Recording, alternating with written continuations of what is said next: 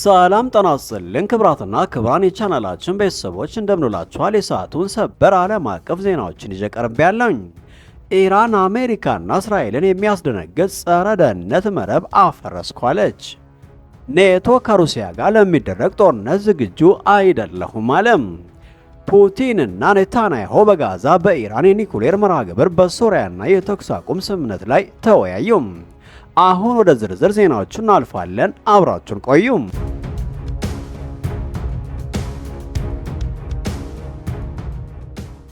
ኢራን ታሪካዊ ዘገባ ይፋ አደረገች። የአሜሪካና የእስራኤልን ጸረ ደህንነት መረብ ሙሉ በሙሉ አፈረስኳለች። ሁሉም ተሳታፊዎችን በቁጥጥር ስር ውለዋል። በመካከለኛው ምስራቅ የጂኦፖለቲካዊ ውጥረቶች ከፍተኛ ደረጃ ላይ ሲደርሱ ያስደንጋጭ ዜና ለቀጠናው ደህንነትና መረጋጋት ትልቅ እንድምታ አለው። የኢራን እስላማዊ አብዮታዊ ጥበቃ ጓድ ባወጣው የቅርብ ጊዜ እጅግ በጣም አሳሳቢ መግለጫ የኢራንን ብሔራዊ ደህንነት ለማፍረስና ለማናጋት ሲንቀሳቀስ የነበረውን አደገኛ የአሜሪካና የእስራኤል ጸረ ደህንነት መረብ በተሟላ ሁኔታ ማፍረሱና ሁሉንም የኔትወርክ አባላት በቁጥጥር ስር መዋሉን አስታወቀ። ይህ ከባድ ክስ የቀረበው በመካከለኛው ምስራቅ ለብዙ ዓመታት ሲንጠለጠል የቆየውን የጥላቻ ጦርነትና የስለላ ትግል የሚያጋልጥ በመሆኑ የክልሉን ሁኔታ በእጅጉ ይለውጠዋል ተብሎ ይጠበቃል። ሪፖርቱ በዝርዝር እንደሚያመለክተው እስራኤል ባለፉት ወራት ውስጥ የኢራንን ደህንነት የሚያበላሹ የኢራናውያንን ግለሰቦች ያቀፈ ሚስጥራዊ አውታር መረብ በስውር መስርታ ነበር። ይህ አውታር መረብ ኢራንን ከውስጥ ለማናጋትና የሀገሪቱን ስትራቴጂካዊ ፍላጎቶች ለመጉዳት ያለመ ነበር።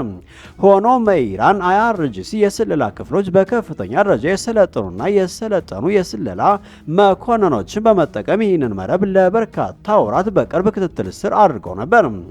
በዚሁ ክትትል የኔትወርኩን አባላት አሰራርና ግብዓቶችን በጥንቃቄ ሲሰበስብ ቆይቷል። የተገኘው መረጃ መሰረት አይአርጂሲ አውታር መረቡን በኢራን የተለያዩ ግዛቶች በተቀናጀና ስልታዊ በሆነ ኦፕሬሽን በተሳካ ሁኔታ እንዳፈረሰ አስታውቋል። ይህ መጠነ ሰፊ ኦፕሬሽን የኢራንን ብሔራዊ ደህንነት ለመጠበቅ የሀገሪቱን ቆራጥነት የሚያሳይ ነው። የአይአርኤንኤ ዜና ምንጮች እንደዘገበው ኦፕሬሽኑ እጅግ ውስብስብ በሆነ መንገድ የተከናወነ ሲሆን ሁሉንም የኔትወርኩን አባላት ሳያመልጡ በቁጥጥር ስር መዋል ችለዋል። ይህ የሚያሳየው የኢራን የስለላ አቅም ምን ያክል እየጨመረና ውስብስብ የሆነ የውጭ የስለላ ድርጊቶችን የመመከት አቅም እንዳላት ነው። አይአርጂሲ ያከለው እስራኤል ከኢራን ጋር በነበረው ጦርነት ሽንፈት ከደረሰባት በኋላ ትኩረቱን ወደ ኢራን የህዝብ ደህንነት ማናጋት ላይ ማድረጓን ገልጸዋል።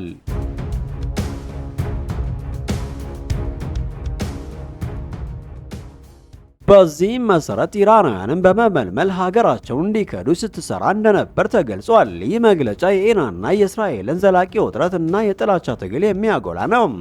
በተመሳሳይ ጊዜ ከፍተኛ የእስራኤል ባለስልጣን ለካን ኒውስ እንደተናገሩት እስራኤል የፕሬዝዳንት ዶናልድ ትራምፕ ሁለተኛ የስልጣን ዘመን ከማብቃቱ ጃንዋሪ 29 በፊት የኢራንን አገዛዝ ለመጣል ማቀዷን አስታውቀዋል። ይህ መግለጫ በመካከለኛው ምስራቅ ያለውን ውጥረት ይበልጥ የሚያወሳስብና በቀጠናው አዲስ የፖለቲካ ትግል ሊፈጥር እንደሚችል ያመለክታል።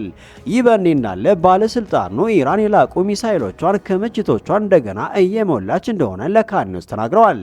ይህ የጦር መሳሪያ ክምችት መጨመር በቀጠናው ያለውን ወታደራዊ ሚዛን በእጅጉ ይለውጠዋል። የክልሉ ባለስልጣናትና ተንታኞች እንደሚሉት በኢራንና በእስራኤል መካከል ሌላ የጦርነት ፍንዳታ የጊዜ ጉዳይ ብቻ ነው ያለው ብለው ያምናሉ። ይህ አዲስ ጦርነት ስጋት ለቀጠናውና ለዓለም አቀፉ ማህበረሰብ ከፍተኛ ስጋት ነው።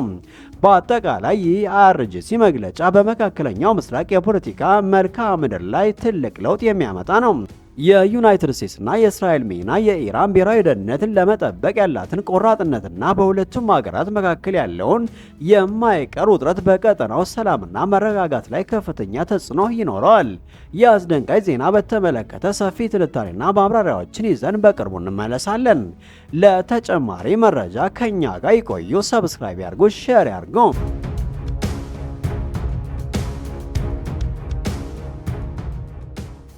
ይህ በእንዲህ እንዳለ ፑቲንና ኔታንያሁ በጋዛ በኢራን የኒኩሌር መርሃ ግብር በሶሪያና የተኩስ አቁም ስምምነት ላይ ተወያዩ። በተባበሩት መንግስታት ድርጅት የአሜሪካ የትራምፕ የ20 ነጥብ የጋዛ እቅድ እየገፋች ባለችበት በአሁኑ ወቅት የእስራኤሉ የውጭ ጉዳይ ሚኒስትር ፑቲን ንግግር እንደሚጀምሩ አስታወቀም። የሩሲያው ፕሬዝዳንት ቭላድሚር ፑቲንና የእስራኤሉ ጠቅላይ ሚኒስትር ቤንጃሚን ኔታንያሁ ሰፋ ባለ የመካከለኛው ምስራቅ ክስተቶች ላይ ለመወያየት የስልክ ጥሪ አደረጉ። ውይይቱ በዋናነት በጋዛ፣ በኢራን የኒኩሌር መርሃ ግብርና በሶሪያ ያለውን ሁኔታ ትኩረት ያደረገ እንደነበር ክሬምሊን ቅዳሜ ዕለት አረጋግጧል። የሩሲያው ፕሬዝዳንት ቭላድሚር ፑቲንና የእስራኤሉ ጠቅላይ ሚኒስትር ቤንጃሚን ኔታንያሁ በስልክ ሲነጋገሩ የሩሲያው የውጭ ጉዳይ ሚኒስትር አስታወቀ። በተኩስ አቁም ስምምነትና በእስረኞች ልውውጥ ዙሪያ የመካከለኛው ምስራቅ ሁኔታ ላይ የእፎይታ ልውውጥ ተደርጓል ሲል ጠቅላይ ሚኒስትሩ አክሎ ገልጿል። በመንግስት የሚተዳደረው ታስ የዜና ወኪል ይበልጥ ዝርዝር ዘገባ እንዳለው በመሪዎቹ በጋዛ ሰርጥ ላይ ስላለ ሁኔታ፣ የተኩስ አቁም ስምምነትና የእስረኞች ልውውጥ አፈጻጸም፣ የኢራን የኒኩሌር መርሃ ግብር ሁኔታና ሶሪያን የማረጋጋት ጥረቶች ላይ ትልቅ የእፎይታ ልውውጥ አድርገዋል።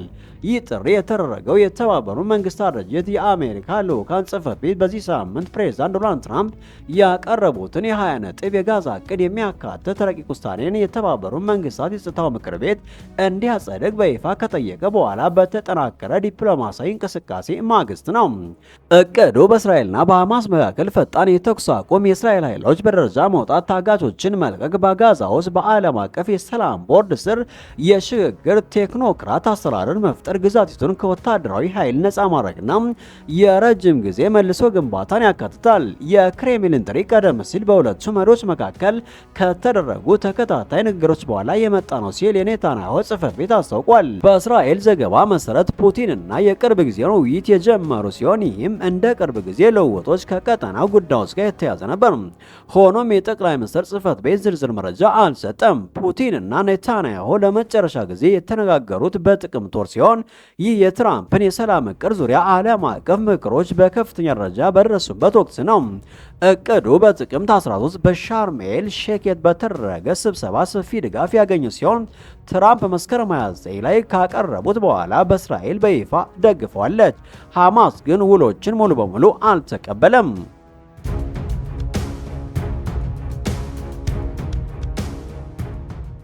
በመጨረሻም ከዩክሬን ግንባር የወጣው አስደንጋጭ ግምገማ በኔቶ አባል ሀገራት ከፍተኛ የማንቂያ ደወል ደውሏል። ርብቃ ማሲዮቭስኪ የተባለችው በአሜሪካዊት በዩክሬን ምስራቃዊ ግንባር የምትሰካ የበጎ ፈቃድ ሕክምና ባለሙያ ለኢንዲፔንደንት እንደተናገረችው የሰሜን አትላንቲክ የቃል ኪዳን ድርጅት ኔቶ ከሩሲያ ጋር ለሚደረግ ሙሉ ስፋት ያለው ጦርነት ፍጹም ዝግጁ አይደለም አለች። ምንም እንኳ ባለፈው ዓመት ከፍተኛ የኔቶ ወታደራዊ ስልጠና ብትወስድም ማሲዮቭስኪ ስልጠና ለአፍጋኒስታንና ኢራቅ በቀደሙት ጦርነቶች ውስጥ ለመጠቀም ታስቦ የተሰራ እንደሆነ ገልጻለች። ይህ ስልጠና በዘመናዊ ግጭት ሁኔታዎች ላይ እንደማይተገበር አጥብቃ ተናግራለች። በተለይም አሁን ሰው አልባ አውሮፕላኖች የጦር ሜዳው ሙሉ በሙሉ በሚቆጣጠሩበት ሁኔታ በኔቶ በሚሰጡ ስልቶች ጊዜ ያለፈባቸውና በዩክሬን ከፍተኛ የቴክኖሎጂ ከባቢ ውጤታማ እንዳልሆኑ ርብቃ በግልጽ አስቀምጣለች። የሩሲያ ፌዴሬሽን እየተዋጋ ያለ የወደፊት ጦርነት እንደሆነና የኔቶ አባላት ከዚህ እውነታ ጋር ራሳቸውን ማላመድ እንዳለባቸው አጽንኦት ሰጥታለች። ማሲዮቭስኪ ኔቶ አባላት ከዩክሬን የጦር ሜዳ ልምድ ትምህርት መውሰድ እንዳለባቸው በመከራከር ዩክሬን የዚህን ዘመናዊ ጦርነት መሪ ቃል ሆኖ ብቅ እንዳለች አመላከተች። የእርሷ አስተያየት የኔቶ የራሱን ስልታዊ አቀራረብ በአስቸኳይ መገምገምና የሩሲያ የላቀ የወደፊት ጦርነት ስልቶችን ለመቋቋም የሚያስችል አዲስ ስልጠና ማዘጋጀት እንዳለባት ግልጽ መልእክት አስተላልፏል።